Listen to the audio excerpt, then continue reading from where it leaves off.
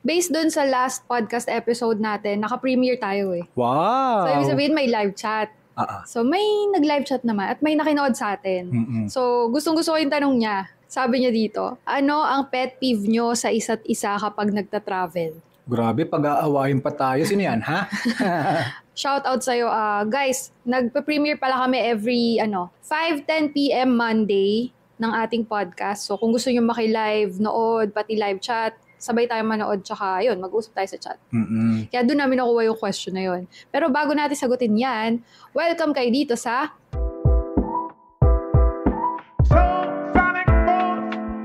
Travel and Real Adulting Podcast. I'm Jamie. And I'm Jan. So, Travel and Real Adulting Podcast po ito where we talk about everything. Pero mostly travel tayo ngayon. Katulad yan, pag-uusapan natin mga pet peeves nyo. Pero bago yan guys, bago nyo kami makita mag-away tungkol sa mga pet peeve namin sa mag-aaway travel. pala sa dulo eh. No? Basahin ko lang to kasi na-curious din ako sa ibang mga travelers kung sino yung mga or ano yung mga pet peeve nila sa mga kasama nila. Okay, so ang dami pala. Hindi ko ina-expect ang daming sasagot sa threads. Nag-post ka sa threads, okay. So guys, meron akong threads, no? So follow nyo rin ako. So ito, mga marami dito is number 1, yung mga late. Sumagot din ako nun. Yun din yung unang pumasok sa isip ko kapag sinabing pet peeve or pinaka-ayaw mo sa travel. Late nga. Yung nalilate. Lalo na sa lalo sa Japan. Kasi may nabasa din ako dito na parang isa sa mga pet peeve niya yung late na nga tapos lagi nagsi-CR. Oo. So nami-miss out nila yung train, which is sa Japan kasi number crucial. 1. Yung crucial siya dahil on time talaga yung mga train nila doon. May time schedule yun. Unlike sa atin wala eh. So kung nasanay ka na bahala na maghihintay ka ng train kahit anong oras gusto mo, sa Japan hindi. Kaya minsan nagiging pet peeve talaga yung mga late. Pero wait, yung sinama niya kasi late plus yung nagsi-CR. Medyo guilty ako dun eh. Paano pag nasa-CR talaga? Oo nga, no? Kasi ka rin, CR girl. Pero hindi ka naman late. Hindi, kasi siguro ang sa atin kasi, wala naman tayong hinabol ng oras usually.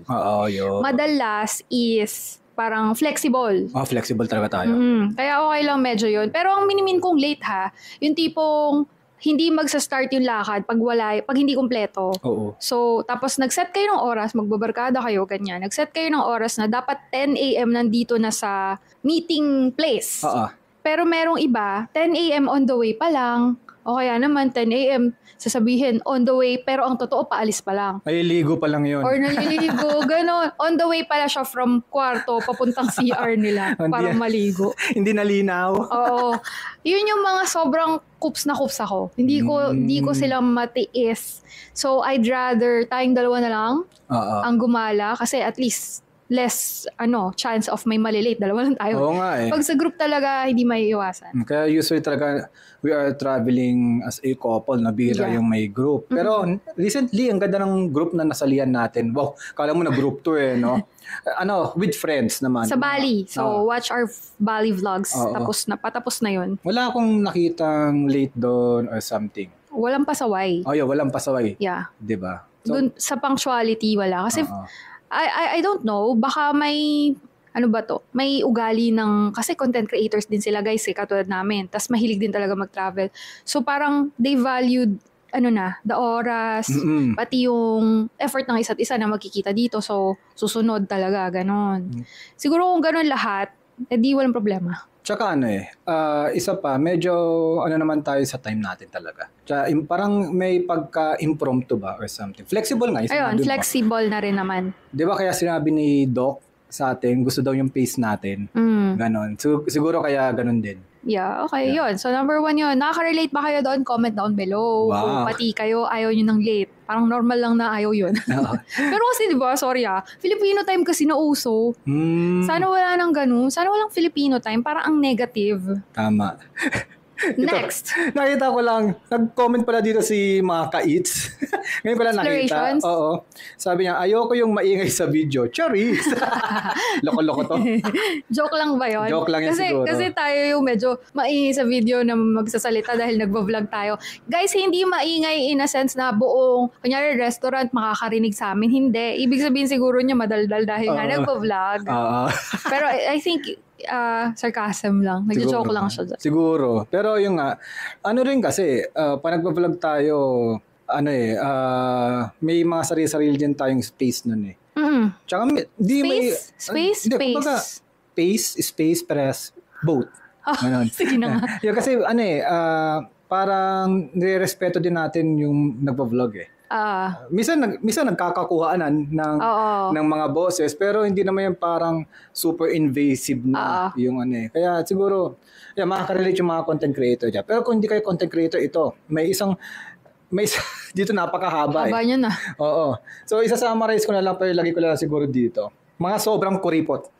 Ay, may mga nakikita rin ako niyan na nagsasabi na ayaw na daw nilang kasama yung mga super kuripot. Sabi naman niya, we can travel on a budget, pero wag naman daw yung aabot na nasasayang yung experience because you wanted to tipid so bad.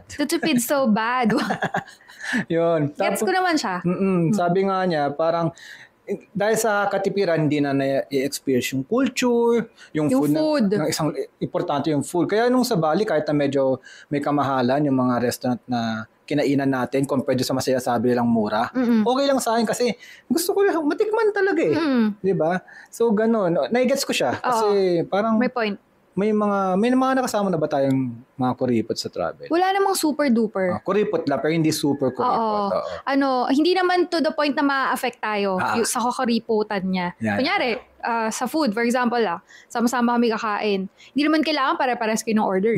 So, pwedeng magtipid yung iba dyan, pwede namang mag-splurge yung iba. So, yung minimin ko is, yes, meron naman na tayo nakasamang medyo kuripot, pero hindi naman tayo affected dun sa pagiging gano'n niya. So, okay pa siya.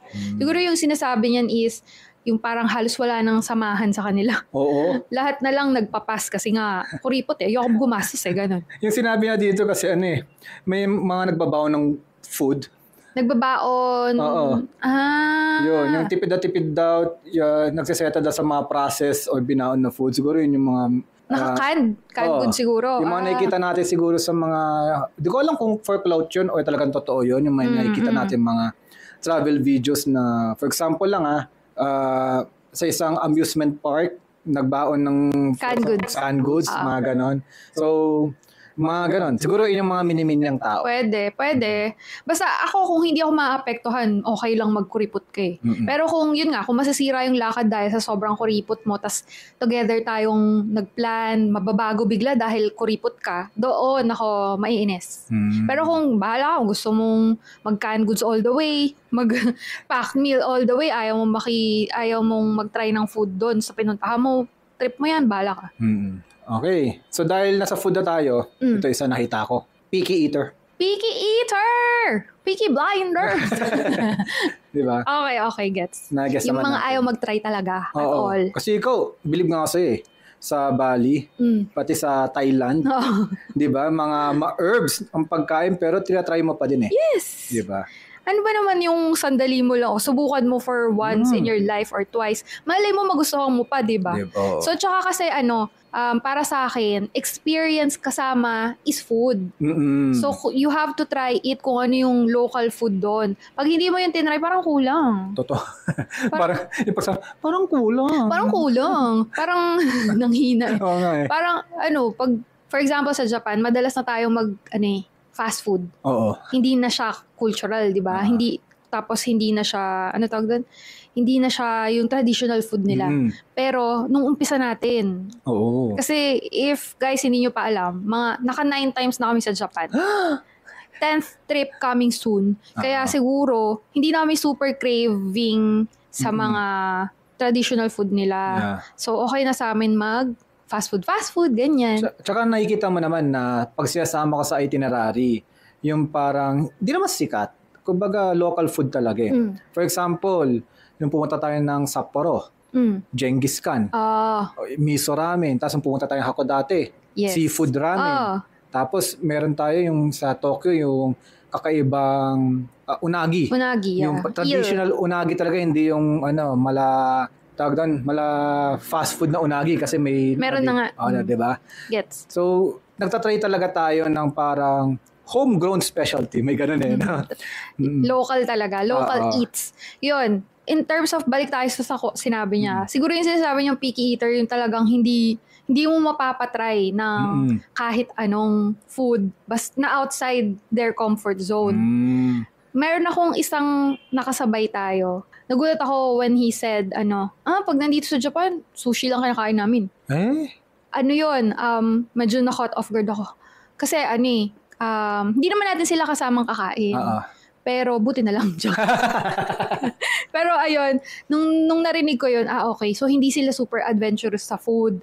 So, tsaka feeling ko, dahil sa sinabi niyang yun, ito na-judge ko na siya dahil doon. Baka hindi siya kumakain din sa mga, alam mo yun, yung mga favorite nating kainan na medyo parang mukha ng lumang kainan, medyo pasira na yung itsura, ganyan. Medyo, tas usually grandma and grandpa mga nag-serve.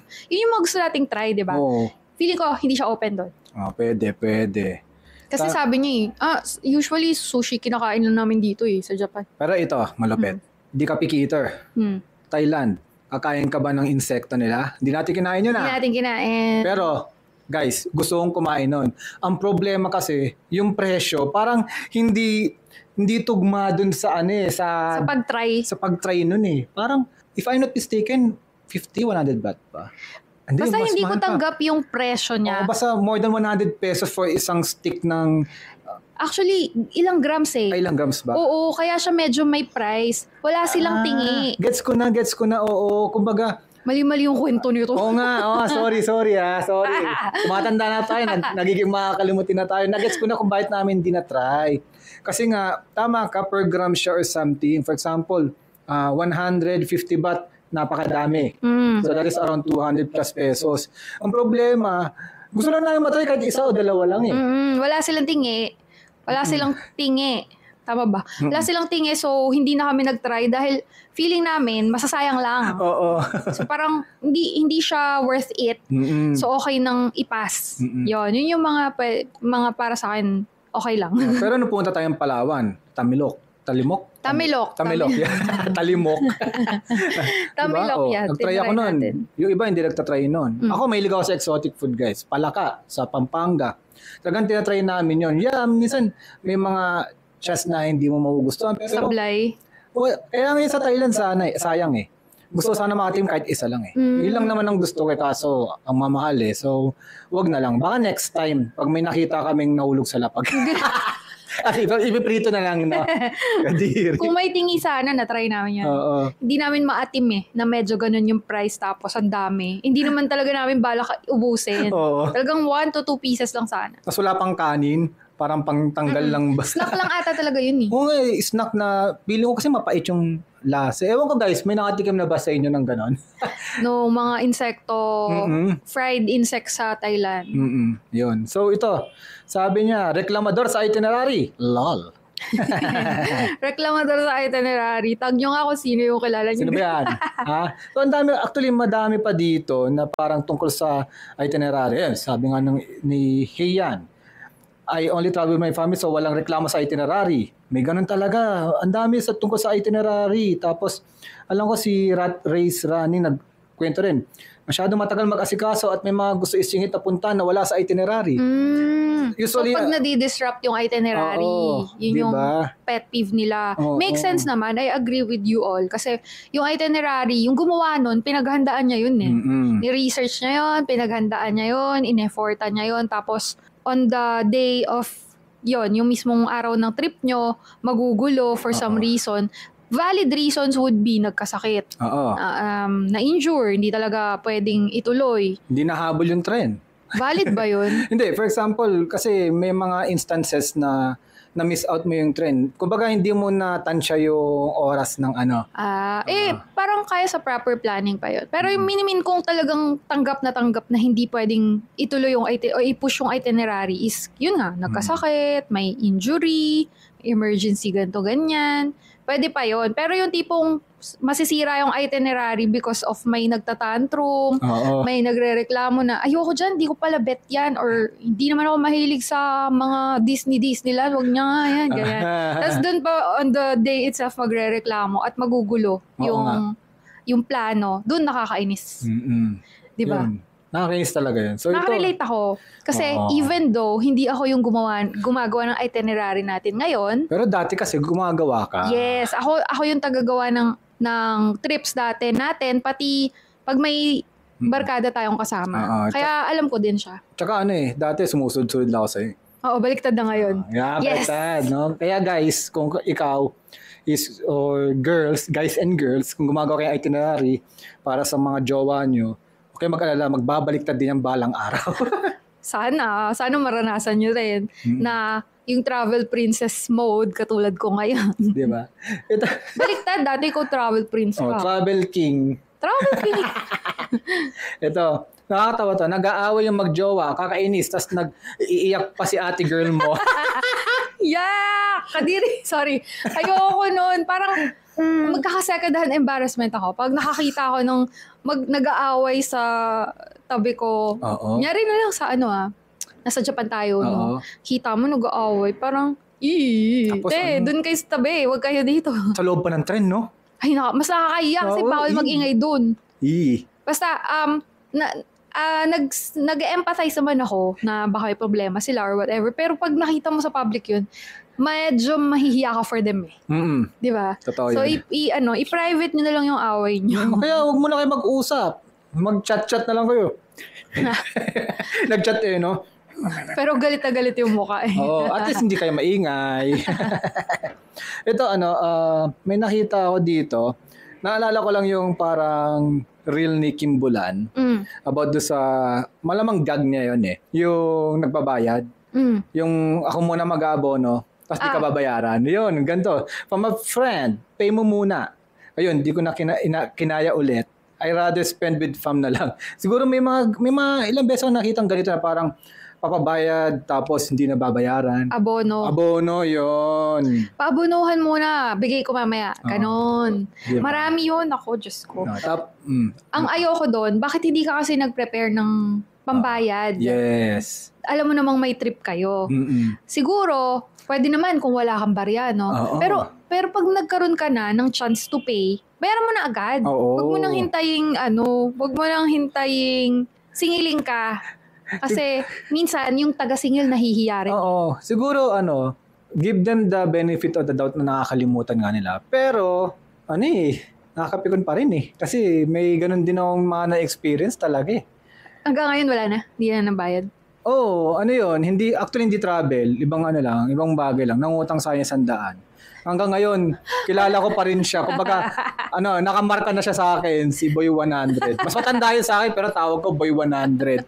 Ibig ko sabihin doon, parang sinanla niya yung kaluluwa niya sa akin sa 100. Ibig sabihin, kahit anong mangyari sa kanya, hindi na siya ulit makakautang sa akin. Sorry. Ganon. Siya na si Boy 100 na hindi nagbalik ng 100 pesos. Diba? Maliit lang yun, pero dahil nakita ko yung niya, yung ugali niya doon. Isipin mo, for example lang, no? Niya pala yun? Modus operandi. No? Malay mo, lahat kayo iniraman ng 100. No? Sa buong company, for example, 600 employees. Lahat yung hiniram niya ng 100. 60,000 yun, guys, diba? Pwedeng modus pala. Pero sa travel, grabe naman. Grabe yun. Usually sa travel, medyo malaki ang mga abonohan Hindi lang 100 Kasi magkano na ba food ngayon? Sa food na lang nahatian. Kunyari, sabay-sabay kayo, wala kang bariya, nagpabayad ka muna. Parang wala nang 100 ngayon. Maliban kung kakain ka ng isang cheeseburger. Pwede. So yun, para maiwasan yan, maghanda ka ng bariya mo or Gcash. Ang dali-dali ngayon, pasahan. Isa lang magbabayad. Katulad nung last time sa Haidilao, 'di ba? Kasama din natin mga travel content creators. Tapos ang nagbayad ikaw, credit card mo, pero on the spot nagsisend sila ng GCash. So wala kang siningil after kumain. Oo nga Diba? Dapat ganun kasi burden pa yun sa'yo kapag nakalimutan niya. Paano ko kaya ipapaalala? Nahiya ako, ganyan-ganyan. May isang hindi nagbayad. Ikaw. Gagi. Akala ko libre mo ako. Gagi. Napaano ako, shit, sino yun? Baka marinig niya. Ako pala. Mga siguro, mga 1 minute tatawa to. Wait lang guys. Magkano yun? 1,000 something. Oo, naka 2,000 tayo dun anyway. Ito may isang medyo masakit yata itong naranasan niya. Ano yan? Seryoso na to? Oo, seryoso. After ng tawa, biglang seryoso no? In all my years of travel, ngayon ko lang naranasan to be disrespected. Sorry. Bakit? Parang ngayon, maalala mo kaya, okay. Diba? This person left the group chat without saying anything once we landed back to PH. So, ginamit niya lang kami for itinerary and directions while abroad. What an... Alam mo yan? Hindi. Ayan. Hanggang ngayon, galit ako sa kanya. And I hope mabasa niya to. Yan. Sana mabasa niya ito. Diba? At marinig niya ito dito sa podcast. Oo. At kung nakikinig ka ngayon, yan, ilalagay kita dito, isend mo sa group chat nyo. Yan. Sabi mo, di ko pa rin siya makakalimutan. Visit siya, ganon. Nakinis ngayon. Ano yun? Bakit bigla lang left the group? Oo. Ano yun? Kaibigan niya ba talaga yun? Ano kayo nangyari? Parang syempre may other side of the story. Bakit biglang umalis? Pwede. Wala ba siyang parang pa-hint na baka umalis because of this, ganyan? Wala siya sinabi? Wala naman. Parang di naman, parang lang, yung itinerary and directions lang sinabi niya. Wala namang utang sa'yo, no? Wala namang utang, no? Sana walang utang. May idea ako. Malamang hindi lang sila travel, anong tawag doon? Compatible. Pwede. May ganun na may nakikita na ako ngayon na friends kayo pero hindi kayo compatible when it comes to traveling together. So outside traveling, jive na jive kayo. Pero pag travel together, hindi kayo magkakasundo for iba-ibang reasons na mahirap, marami yun. Hindi ko maisip ngayon. May mga ganun talaga. Oo. Basta hindi lang sila compatible sa travel. Meron tayong isang friend na nakakwento niya na nag-travel siya sa Europe with friends din. I think hanggang ngayon friends naman sila. Pero aminado siya hindi sila compatible sa travel. Kasi iba yung pace nung friend niya na yon, iba yung pace niya. So yun yung siguro yung nangyari. Pero bakit medyo malala kasi parang friendship over yung dating. Oo. Galing parang kwento mo. Kay Jan and Jamie. Yung boses mo kanina parang hindi maalaala mo kaya. Alam mo yung sa mga drama sa radyo? Oo. Ganon. Yung bakit mo ako iniwan? Oo. Halatang kasi naman ikaw, hindi ka na nagbago. O bakit naman? Hindi mga ganun, di ba? Galing ka. Akala nila dramatization. Pwede nyo kunin sa nangangailangan dyan sa radyo na magbo-voice Pwede po ako. Anyway, ito, nag-beach pero hindi mahilig mag-swimming. Bakit? Okay lang naman pag matanda. Ouch! Parang nandun na tayo. Nandun na kasi kami sa, sa level na yon na minsan nagbi-beach. Pupunta kami sa beach pero hindi na kami nagsiswimming. Hindi na kami nagbi-beach, swimming, tawag doon, surfing, wala nang ganun, wala nang activity. Nandun lang kami, nakaupo sa beach mismo.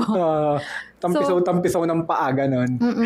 So, depende siguro sa edad? Oo, siguro. Kaya, sa tripping. So, medyo tanggap ko na yan sa ngayon. Oo. Ayan. So, medyo madami pa dito guys. Tingnan nyo lang sa thread ko. Tapos comment din kayo. At ngayon, ang finale. Magbabakbakan na po kami. Ano daw yung pet peeve namin sa isa't isa? Oo nga pala, babalik tayo doon sa tanong nung nag-comment last week sa live. Ano nga ba ang atin? So, tapos na tayo doon sa mga sumagot sa threads mo ng pet peeves nila sa travel companions nila. Tayo naman. Ano tayo? Sino mauna? O, ikaw muna. So, ang pet peeve ko sa'yo is... Wait lang, handa ka na ba? Baka mag-away tayo. Joke lang. Hindi, alam mo. Joke lang, oo man. Minsan, mabilis umiit yung ulo mo. Aminado ko So, parang, for example, may momentum ng kasiyahan, biglang may stop. Tapos, babalik ulit. Ganon. Ako pa naman gusto ko euphoric Gusto ko ma-reach ang nirvana. Joke lang, hindi. Kumbaga, gusto ko lang laging masaya. So, pero hindi naman to the point na masisira yung whole trip. Bigla lang mapuputo yung momentum. Kumbaga sa basketball, di ba? Basketball player daw ako Hindi, kumbaga sa basketball, mainit ako, shoot. Tapos inagaw mo sa akin yung bola, tapos gagawa ka ng turnover. So parang nalilesen yung momentum na to the point na nawawala. Ayun lang. Actually, yun lang yung naiisip ko sa'yo. May point ka naman dyan. Iba-ibang reasons ko bakit ako biglang... Pwede ako mag-explain? Sige po. Depends. Alam ko yan. Iba-ibang reasons ko is the usual reasons. Nagugutom na ako, napapagod na, may masakit na sa akin sa paglalakad. O kaya naman, mainit yung lagkit na. May isa pa. Ano? Sobrang lamig. Pag sobrang lamig. Sobrang init, pati sobrang lamig. I remember that, Noburibetsu. Halos isumpa mo na ako. Grabe kasi yun. Basa kasi yung damit. Nag-snow. Tapos yung damit namin, inabsorb yung snow, tapos natunaw. Tapos humangin. Nag-snow ulit and humahangin. Isipin nyo, basa yung damit nyo, tapos negative degree. Negative 6 yata. Humahangin pa. Talagang grabe yung tapos, chills na. Nag-chills ako eh. Tapos ako, wait lang, 1 minute lang, sisilipin ko lang Hell's Valley, please. Please. Inis na inis siya, After nun, di mo na ulit ginawa yun. Hindi na. Naging ka na, considerate ka na sa mga gagawin. Ako naman, mabawi ako. Minsan, sasabihin mo, malapit na, pero ang layo-layo pa pala. Yung walking distance mo is hindi walking distance na. Parang ganun sa akin minsan. Lalo na sa Japan. Usually kasi sa Japan. Kaya panay doon yung meron akong tayo naiisip. Di ba? Gusto bang mag-reason ako? Sige nga. Number 1. Dati kasi akong tour guide sa bundok. Joke lang. Ganun di ba mga tour guide sa bundok? 5 minutes na lang. 5 minutes na lang. Pero po chat 30 minutes. Gagi. Hindi minsan sa Google Maps, ito rin isa sa mga pagkakamali ko eh. Sa Google Maps, baka lakad hapon yun. Number 1. Iba yung lakad ng mga Japanese. Sasabihin mo 12 minutes pero ang layo pa. For example, 12 minutes, 1 kilometer, mga ganon. Pangalawa, usually ito sa subway, sa mga tren. Hindi na ako consider yung pagbaba mo ng tren, papunta paglabas mo ng station. So that will sums up another 5 minutes or 10 minutes. Minsan ang grabe, yung station pa lang, pagod ka na maglakad. Yun. Tapos yung iba naman, feeling ko lang. Feeling ko lang na malapit, tapos malayo pa. Okay, maliligaw. Yun yung pinaka nakakainis na reason. Feeling ko lang, tansya ko lang, tapos mali. Yun. So, hindi nakasala ni Google Maps yun. Minado naman ako doon. May 1.1 na reason. Na kapatid nung reason na yun. Nung pet peeve na yun. Kapag pagod na ako, tapos nakakalimutan mo yung pace ng lakad, ang laki ng ahaba ng legs mo eh. So yung lakad mo, ang bilis eh. Tapos ako, hingal na, pero kailangan ko humabol sa pace mo. Sasabihin ko, wait lang, bagalan mo muna maglakad. Kasi nga, ang bilis mo maglakad. Minsan naman, sabay tayo, pero pag napapagod na ako, bumabagal ako, tas sama mo pa yung maliliit lang yung steps ko kaysa sa'yo, kasi mas maliit ako. So maiksi yung legs ko. Di ba? Yon. Natatawa eh, no? Malaki-laki ilong. Mag-exercise ka kasi. Joke lang. Sige. Makes sense yun. Yun lang. Joke. Yun lang. Wala na tayo ibang pet peeve, no? Parang wala, no? Kasi wala nang problema sa... Ikaw nga, mas adventurous ka sa food, eh. So, pero mas magastos ka. So nag-comment nun. Sino ba nag-comment nun ulit? Si Boy Bakal. Boy Bakal. Di mo kami mapag-aaway. So, alam na namin sa isa't isa yung mga kahinaan. Joke lang. Pero siguro after mga 1 day after this video, yun, gala ulit kami. Okay, yes. So guys, alam ko sa Friday, no? Last vlog na ng Bali mo. Pero after that, yun na. Nasabi na ba natin kung saan tayo pupunta? Alam na ba nila? Oo, malamang. Mahilig kami sa Japan. So yun, Japan. Japan ulit tayo. Okay. So yun guys, panoorin nyo yung mga vlogs niya para malaman nyo yung pinagsasabi namin. Through emotions yun. Okay. Hindi naman kami siya nag-aaway. Nonchalant nga kami. No? Sana magustuhan nyo rin yung mga travel vlogs namin. Para itong podcast na to. Di ba? Parang ganito lang din kami. Di ba? Tumatawa din po kami. Yeah, tsaka may konting inisan, ganyan, pero hindi nga siya makakasira ng whole trip kasi lagi namin sinasabi, ayaw namin yung masasira or masasayang yung trip kasi gusto namin yung gawin eh. We love traveling, sharing. Yes. So parang sayang if hahayaan nating masira ng mga maliliit na pet peeves na ganyan. So yung mga pet peeves na yan, yes, naiintindihan namin, pero at the end of the day, always be happy on your travels. Always have a positive mindset. Okay? So yun lang guys. Maraming salamat. User codes. Bye! Bye-bye!